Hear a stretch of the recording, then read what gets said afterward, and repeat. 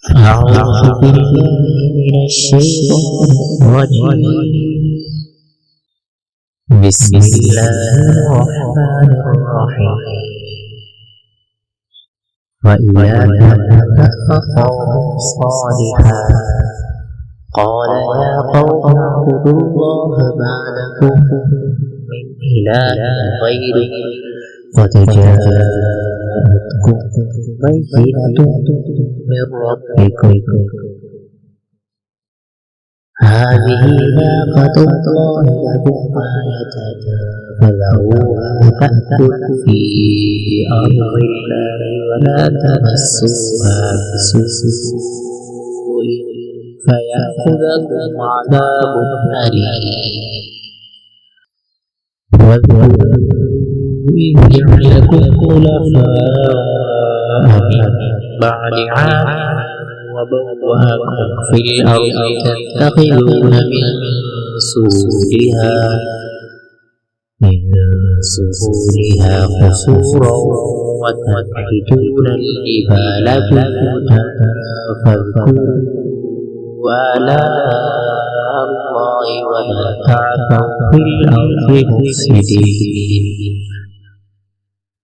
قال الملأ الذين استكبروا قومه الذين استضعفوا لمن آمن منهم أتعلمون أن صالحا مرسل من ربه قالوا إنا بما أرسل به مؤمنون.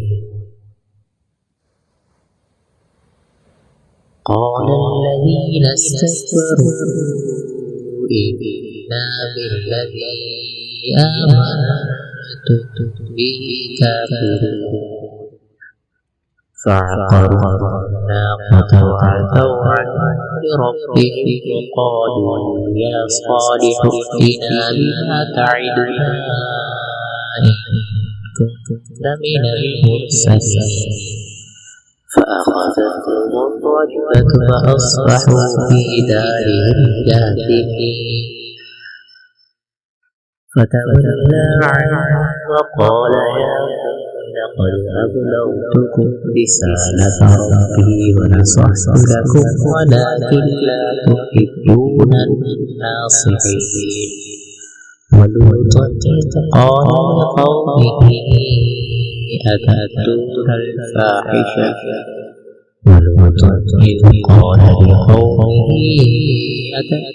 الفاحشة ما سبقكم بها من أحد من العالمين. إنكم لتأتون الرجال شهوة من دون النساء بل أنتم قوم مسرفون. وما كان جواب قومه إلا قالوا أخرجوا من قريتكم إنهم أناس يتطهرون. فأنجيناه وأهله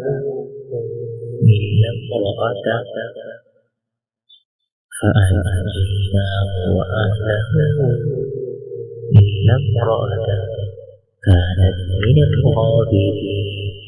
وأمطرنا عليهم مطرا فانظر كيف كان عاقبة المجرمين.